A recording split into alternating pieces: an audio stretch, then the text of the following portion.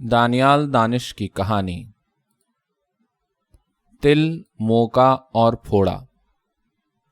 ایک نوعمر خوبرو حسینہ کے چہرے پر ایک تل اور موقع بڑے مزے سے رہا کرتے تھے۔ تل بائیں رخسار پر رہائش پذیر تھا اور موقع بھی بائیں آنکھ کے عقب میں رہا کرتا تھا۔ تل اور موقع کی آپس میں اچھی بنتی تھی۔ دونوں سارا دن ایک دوسرے سے گپ شپ میں گزارا کرتے اور اپنی قسمت پر ناز کیا کرتے کہ کتنے خوبصورت چہرے پر رہنے کے لیے انہیں جگہ ملی۔ حسینہ بھی نادانستہ طور پر دونوں کا بہت خیال کیا کرتی۔ بات کرتے ہوئے اکثر کبھی تل کو ہاتھ لگا کر سہلایا کرتی اور کبھی کسی گہری سوچ میں موقع سے چھیڑخانی کیا کرتی۔ کوئی دن ایسا نہ گزرتا جب حسینہ موقع اور تل کو اپنے نرم ہاتھوں کی گداز پوروں سے نہ چھوتی۔ اکثر یوں بھی ہوتا جب وہ بے دھیانی میں اپنا ہاتھ چہرے پر کھجانے کے لیے لا رہی ہوتی۔ تل اور موقع دونوں یہ خوشگمانی کرتے کہ وہ پہلے انہیں چھوئے گی۔ اس صورتحال میں کبھی تل کا بھرم رہ جاتا اور کبھی موقع کی بات رہ جاتی۔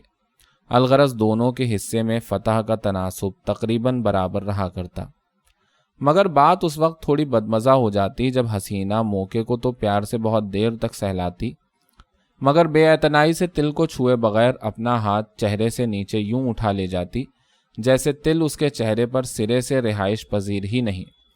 مگر ایسا سنجیدہ بے رخی کا معاملہ کبھی کبھار ہی ہوا کرتا۔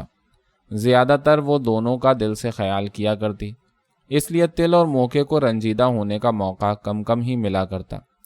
مگر ہونی کو کون ٹال سکتا ہے، قسمت کو کچھ اور ہی منظور تھا۔ ایک روز کچھ عجب ہوا۔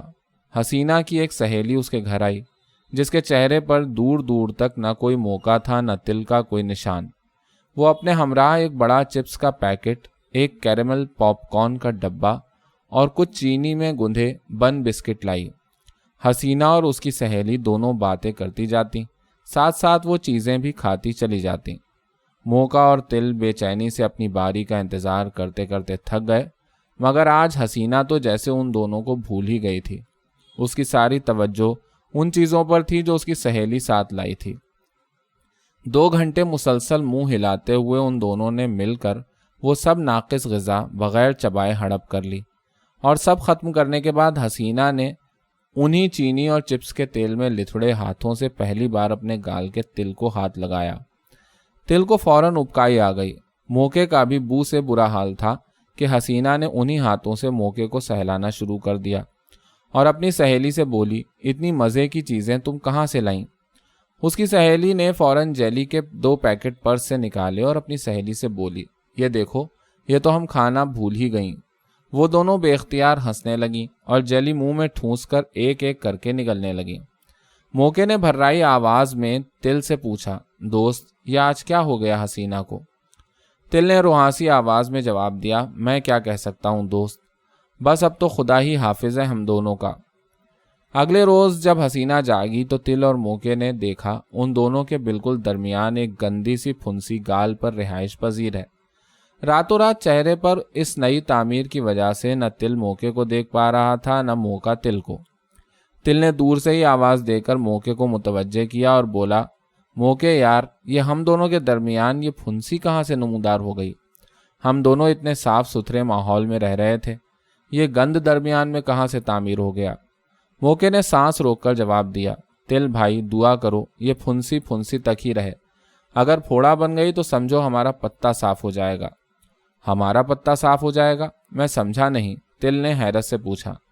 موقع نے جواب دیا، بھائی اگر یہ پھنسی دن بدن پھیلے گی تو ظاہر ہے سب اس پر توجہ دیں گے، ہمیں کون پوچھے گا۔ 1-2 دن بعد وہی ہوا جس کا موقع کو دھڑکا تھا۔ حسینہ سارا وقت پھنسی کے تدارک میں گزارنے لگی، کبھی پھنسی کو بائیں ہاتھ سے چھو کے دیکھتی، کبھی دائیں سے۔ پاس موجود موقع اور تل حسینہ کو گندی سی پھنسی کے ساتھ مصروف دیکھ کر تل ملا کے رہ جاتے، مگر بیچارے دونوں کر بھی کیا سکتے تھے، اندر ہی اندر گھلنے لگے اور غم کے گھونٹ پینے لگے۔ اگلے دن پھنسی ایک آتش فشاں پہاڑ کی مانند ایک وسیع و عریض پھوڑے کی شکل میں تبدیل ہونے لگی، جس کی چوٹی پر نوک دار سر بننے لگے۔ تل اور موقع ہر پل اس خوف میں رہنے لگے کہ بس اب یہ آتش فشاں پھٹے گا اور وہ دونوں پیپ کے لاوے میں بہہ کر ہمیشہ ہمیشہ کے لیے فنا ہو جائیں گے۔ حسینہ بڑے پریم سے پھوڑے کی نوک پر ایک ملم لگاتی جس کی بدبو سے تل اور موقع کو متلی آنے لگتی۔ خیر 2 روز بعد وہ گھڑی آن پہنچی جب رات گئے پھوڑا ابل پڑا اور سارا فاسد مواد تل اور موقع کو رونتا ہوا حسینہ کے تکیے پر بہنے لگا۔ جب حسینہ بستر سے بڑبڑا کر اٹھی تو پھوڑا مکمل طور پر ختم ہو چکا تھا۔ حسینہ نے زور زور سے پانی کے چھینٹے منہ پر مار کر سارے چہرے کو صاف کیا اور آئینے میں اس جگہ کو دیکھنے لگی جہاں کبھی وہ منحوس پھوڑا رہائش پذیر تھا۔ اب اس کا نام و نشان مٹ چکا تھا۔ حسینہ نے بہت دنوں بعد پھر پیار سے موقع اور تل کو سہلانا شروع کیا۔ دونوں حسینہ کی پوریں لگتے ہی پھر کھل اٹھے۔